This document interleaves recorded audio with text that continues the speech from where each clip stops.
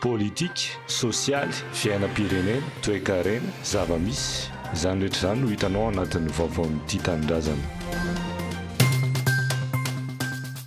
Hajo andrianay narivelo, mbola tsy vita ny tolona ho an'ny fanovana ka tohizanay. Ponina Ambato Finandrahana, tsy manaiky ny fanesorana an'i Kristina Razana Mahasoa, kaominina ambony vohitra fandriana, nahazo fampitaovana avy amin'ny Tafama. Dia eto dia manana ohatra ny miantso ny vokana avara-drano rehetrarehetra, satria ho ana avara-drano aloha voalohany indrindra no ampon'izao epitsahana izao atao anatin'ny kolektifa ny malagasy. Ho an'ny vahoaka avara-drano ho famerenana ny asin'Antananarivo ary ho an'ny firenena no antony maha-kandida ahy ho hiajo Andriananarivelo androany maraina teny amin'ny Ovekina Nisana raha nanatitra ny antonta taratasy filatsahako fidina izy. Mbola tsy vita ny tolona ho an'ny fanovana ka vonona noho izany izahay atao anatin'ny kolektifa ho an'ny malagasy hoy izy. Ohatra ny midina ambany dia ambany ary voatsinitsinina no Antananarivo Antananarivo tato ato izay ka izay zanaka avara-drano vonona hijoro amin'izany.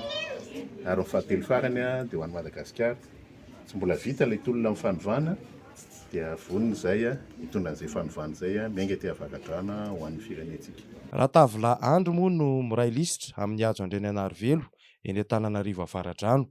Zanaka avara-drano efa be ny tanàna minisitra ity kandidahan'ny kolektifa ity ary vantany vao niparitaka ny vaovao androany atoandro dia maro no ny teny sahady hoe ho lasan'ny kolektifa ny malagasy ambongadiny izany avara-drano. Izay ary manantena fa dia ifanometana antsika rehetrarehetra ao anatin'ny fihavanana amin'izay fanovana izay araka ny teny filamatry ny kolektifa ny malagasy iny fihavanana ho an'ny fanovana.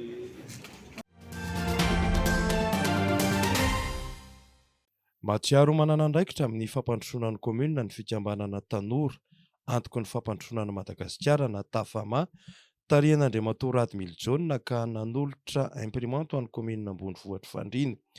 Ampiasaina amin'ny fanamboarana soram-piankonana izay tena zava-dehibe tokoa ho an'ny olom-pirenena izany. Mifanondrotra sy mifanandratra isika ary fandriana mandroso no tanjona hoy ny teny filamatry ny fikambanana. Raisina ny andraikitra hoy Radmily Jaune. Nafampana tao Ambato Finandrahana tamin'ny faran'ny herinandro iny. Nanao hiatsikana anio ny tsy fanekena ny fanesorana ny filohan'ny antenimieram-pirenena Ramatoa Kristina Razana Mahasoa ireo mponina. Voafidim-bahoaka ara-dalàna izy fa nitsakitsahana ny zonay izao. Raisinay ho fanosihosena ny zo mahakasinay sy ny safidinay ary fanaovana tsinotsinona ny voalazan'ny lalam-panorenana ny nitranga. Avereno ny deputenay tsy ekenay ho ny orakoraky ny vahoaka.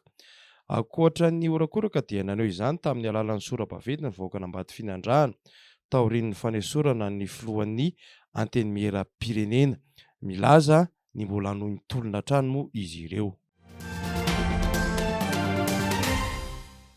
Profilan'le olona afaka mampandroso distrikana lany azy aloha dia ny olona zay manana n'ilay kapasité ahafahana manombotra ny hatramin'ny fakany ny